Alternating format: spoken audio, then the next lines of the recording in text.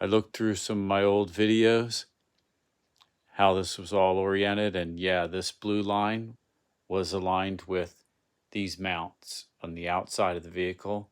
There's where my blue tape was, painted over right there.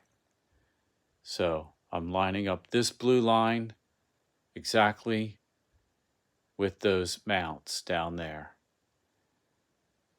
And it looks good as far as the way this is shaped. I think it's going to be fine. And I'm using this silicone-based brake lubricant on this bearing where it meets here and meets here.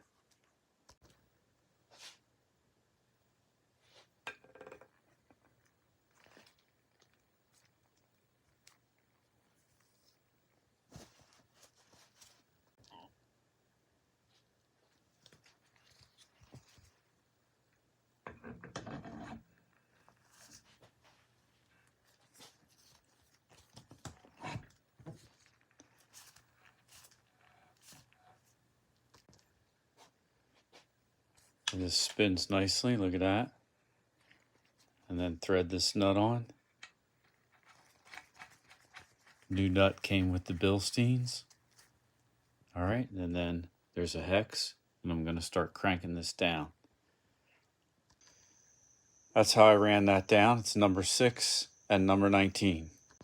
As I was putting away my old strut, I noticed on this one that right here is the end of the spring, where the end of the spring goes. And then I looked on here, and the end of my spring is going past that, it looks like. So I'm going to take this apart again and line it up better. So this indentation is not in the new one.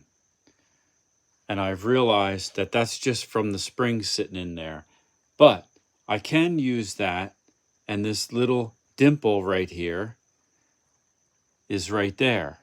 So I just need to go to the middle of the dimple with the spring, the end of the spring right there. And that makes me feel really good about the lineup. Middle of the dimple. And Bilstein told me to torque this to 34 foot-pounds. I didn't get 34 foot-pounds on that, maybe not even 20, until the hex started turning in there. So I just stopped. I wouldn't torque that with a torque wrench. I would just snug it really tight with your hands, with a wrench and the hex on there. So I think I'm together here. Next, you'll see it going in the car.